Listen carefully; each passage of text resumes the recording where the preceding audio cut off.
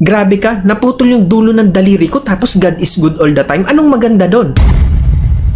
Sa isang malaking kaharian, merong isang assistant na paborito nung hari. Ngayon itong assistant na ito ay talagang mapapagkatiwalaan at palaging kasama nung hari. Kaso nga lang may isang problema. Naiinis yung hari sa tuwing nagsasalita yung assistant ng God is good all the time. Kasi paboritong sabihin yun nung assistant niya. Pero hindi lang pinapakialaman nung hari kasi wala namang masamang naidudulot yun. So itong assistant na ito, nung nanakawan siya, yun ang palagi niyang sinasabi, God is good all the time. Nung malaglag yung assistant niya sa kabayo, ganun pa rin ang sinabi, God is good all the time. Nung nasunog yung bahay ng assistant niya, ganun pa rin ang sinabi ng assistant niya, God is good all the time. So ngayon, kinabukasan, nag-decide yung hari na mag-hunting kasama itong assistant kasi palagi niya yung kasama yung assistant na yon. Habang nag-hunting sila sa kagubatan, na-aksidente yung hari, naputol yung dulo ng daliri ng hari. And guess what kung anong sinabi ng assistant niya? God is good all the time. So this time, nagalit na talaga yung hari. So sinabi niya dun sa assistant niya na, grabe ka, naputol yung dulo ng daliri ko tapos God is good all the time. Anong maganda doon? Ganun rin ba yung sasabihin mo kapag naputol yung ulo ko? So sa sobrang galit nung hari, pinakulong niya itong assistant na ito. So makalipas ang ilang linggo, nung medyo gumaling na yung hari, nag-decide ulit yung hari na mag-hunting kasi yun yung hobby niya favorite sports niya kumbaga. Nag-hunting ulit siya sa kagubatan at sa kasamaang palad, nakidnap siya nung mga kulto dun sa kagubatan na yun. So dinala itong hari dun sa tribo nung mga kulto kung saan meron silang piyesta na ginaganap. Dun sa kulto na yun, ang plano pala dun sa hari ay isasakripisyo siya dun sa Diyos-Diyosan ng mga kulto na yon. Ngayon, habang chinecheck itong hari ng mga kulto bago siya patayin kasi isasakripisyo siya sa kanilang Diyos-Diyosan, napansin nung isa sa mga miyembro ng kulto na putol yung dulo ng daliri ng hari. Kaya ang sinabi nung pari nila, nung kulto na yon ay paalisin nyo na yan kasi hindi siya kumpleto yung pangangatawan. Ibig sabihin, imperfect yung katawan niya. Hindi pwedeng isakripisyo yan sa Diyos natin kasi imperfect. So ngayon, pinakawalan nila itong hari. Doon na-realize nung hari yung sinasabi ng assistant niya na God is good all the time. Ngayon, pag uwi nung hari, ikonento niya yon sa kanyang assistant at pinakawalan niya yung assistant niya. Nung pinalaya na niya yung assistant niya, guess what kung anong sinabi ng assistant niya? God is good all the time. Ngayon, ang sabi nung hari, bakit palagi mong sinasabi yan? Hanggang ngayon, kahit pinakulong kita, sinasabi mo pa rin yan. Ang sabi nung assistant niya, mahal na hari, kung hindi niyo po ako pinakulong, sigurado kasama niyo po ako dun sa paghahunting. At kung isinama niyo po ako dun sa paghahunting na yon, dahil putol po yung dulo ng daliri niyo, malamang ako po yung isinakripisyo nila. So God is good all the time. Naniniwala ako na everything happens for a reason. Kung hindi man natin alam kung ano yung rason bakit tayo nahihirapan sa ngayon, baka in the future malaman natin o pwede rin hindi natin talaga malaman kahit kailan. Pero naniniwala ako na lahat na nangyayari sa atin ay para sa atin. Lahat na nangyayari sa atin ay makakatulong sa atin. So for example ako, sa sobrang dami ng challenges at mga pagsubok, mga paghihirap at mga pagkakamali na naranasan ko sa buhay ko, kung hindi ko naranasan ang mga bagay na yon, hindi